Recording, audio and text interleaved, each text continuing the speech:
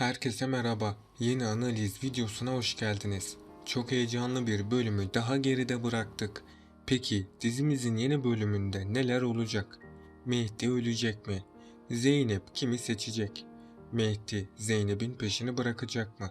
Zeynep'in psikolojisi bozulacak mı? Hepsinin cevabını ve gelecek bölümlerdeki ayrıntıları kaçırmamak için bu videoyu sonuna kadar dikkatle izlemeyi unutmayalım lütfen. Öncelikle Mehdi ve Zeynep'e bir zarar gelmesini istemiyorsanız ve ayrıca bu dizinin final yapmasını istemiyorsanız da beğeni tuşuna basalım ve kaç kişi aynı fikirdeyiz hep birlikte görmüş olalım.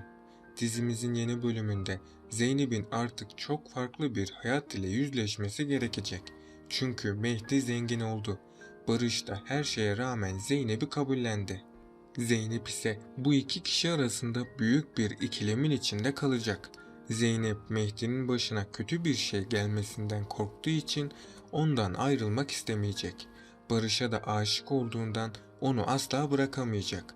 Büyük ihtimal ile Zeynep Mehdi ile görüşse de ona asla bir şans vermeyecek. Zeynep tam tersine Barış'a bir şans verecek. Barış da Zeynep'i sevdiği için onu asla yalnız bırakmayacak. Önümüzdeki bölümde Zeynep'in Barış'a karşı bir beklentisi olacak. Zeynep'in bu beklentisi evlilik beklentisidir tabii ki. Ama Barış şimdilik Zeynep'e evlenme teklifinde bulunmayacak. Çünkü Barış'ın çocukluktan kötü yaşantıları bulunmakta. Barış geçmişte yaşadıklarından dolayı Zeynep ile evlenmeyi istemeyecek. Zaten Barış'ın önceki evliliğini sürdürememesi bunu kanıtlıyor.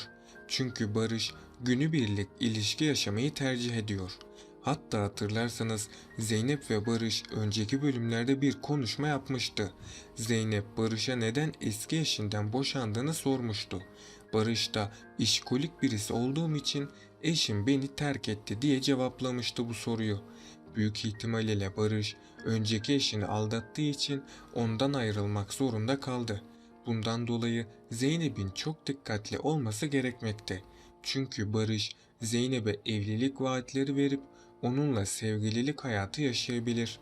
Daha sonrasında ise Barış Zeynep ile işi bittiğinde ondan ayrılacak. Zeynep de aldatılan taraf olacak. Mehdi ise yeni hayatını bir mafya olarak geçirmeye devam edecek. Mehdi çok zengin olmaya başlarken diğer yandan da kendisini bir karanlığın içine doğru sürüklenmiş bulacak. Mehdi'nin bu yeni hayatı kendisi ve ailesi için hiç de iyi sonuçlara sebebiyet vermeyecek. Hatta önümüzdeki bölümlerde Mehdi iyice suça bulaşacak. Mehdi bu yüzden yeni düşmanlar edinecek. Mehdi'nin bu yeni düşmanları ailesine zarar vermeye çalışacak. Hatta bu yüzden birisi vefat edecek.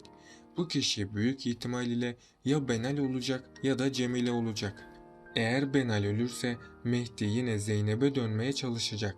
Mehdi bebeğinin annesinin Zeynep olmasını isteyecek. Zeynep ise kötü bir çocukluk yaşadığı için vicdanının sesini dinleyecek ve onun bu teklifini kabul edecek. Zeynep bu suçluluk duygusundan kurtulmazsa bu onun sonu olacak. Bu yüzden Zeynep terapi görmeye başlayacak.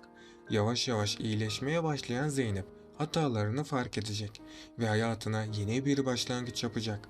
Ayrıca Zeynep nereye giderse gitsin Mehdi onu yalnız bırakmayacak.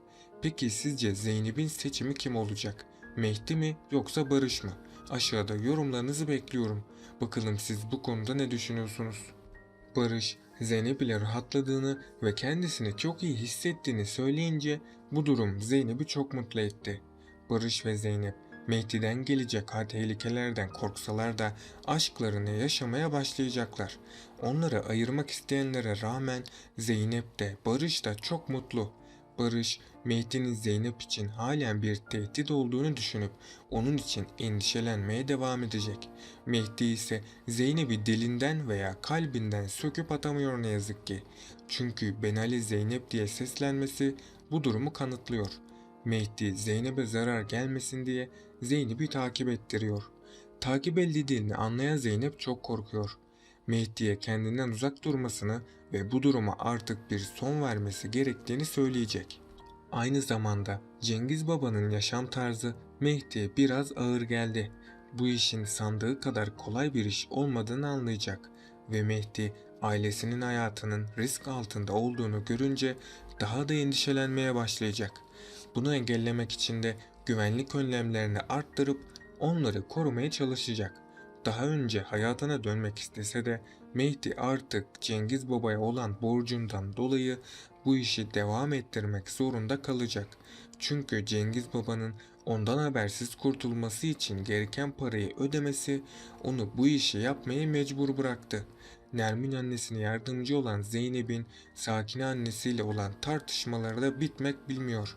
Zeynep'e sürekli karışan ve her fırsatta ağlayarak onu etkilemek isteyen Sakine annesine daha da fazla dayanamayan Zeynep ona hak ettiği cevabı verdi ve bunu artık ona yapmaması için uyardı. Mehdi ise Benal ile birlikte olsa da aklı ve kalbi halen Zeynep'te. Benal bunun farkında ama Mehdi'ye bir şey söyleyip onu rahatsız etmek istemiyor. Diğer yandan dizimizde yeni bir olay daha gerçekleşecek. Barış ve Zeynep yakında evlenme kararı alacaklar. Ama onların aşkının aşması gereken engeller bulunuyor. Bunlardan birisi ise Özlem'dir. Özlem bir süreliğine Zeynep'in Barış ile evlenmesine izin vermeyecek. Diğer bir engel ise Mehdi'nin Zeynep ile uğraşmaya devam etmesi. Ama Özlem ve Mehdi onları ayıramayacak. Çünkü Barış ve Zeynep arasındaki aşk bağı oldukça kuvvetli. Ama Mehdi Zeynep'i düşünmeye devam ederse Barış bu durumu kabullenemeyecek ve Zeynep ile olan ilişkisi yüzünden hayatından olacak. Zeynep de bu olanlara dayanamayıp akli dengesini kaybedecek. Zeynep bu zor zamanlarında kendi başına mücadele edecek ve Zeynep tedavi görmeye başlayacak. Yavaş yavaş iyileşmeye başlayıp bu zamana kadar yapmış olduğu hatalarını da fark edecek ve hayatına yeni bir başlangıç yapacak. Nermin Hanım eski günlerine geri döndü. Zeynep Nermin'i dinlememeye devam ederse sonunda yalnız başına kalacak. Mehdi hapishaneden çıktı. Bu yüzden artık akıllı bir şekilde hareket etmeye başlayacak. Özellikle Barış ile ilgili de aklında çeşitli planlar var. Mehdi Barış'ın gerçek yüzünü herkese ispatlamaya çalışacak. Mehdi ise Zeynep'i ne kadar unutmaya çalışsa da kalbi buna izin vermiyor. Zeynep ile Barış'ın evlilik kararı almaları bu yüzden biraz daha zaman alacak. Özlem de Zeynep'in Barış ile evlenmesini istemediği için onları da rahat bırakmayacak. Evet arkadaşlar, bu analiz videomun da sonuna geldik. Bunun gibi videoların devam etmesini istiyorsanız kanalıma abone olup bu videoyu beğenerek dizimize destek olmuş olabilirsiniz. Sonraki videolarda görüşmek üzere, hoşça kalın.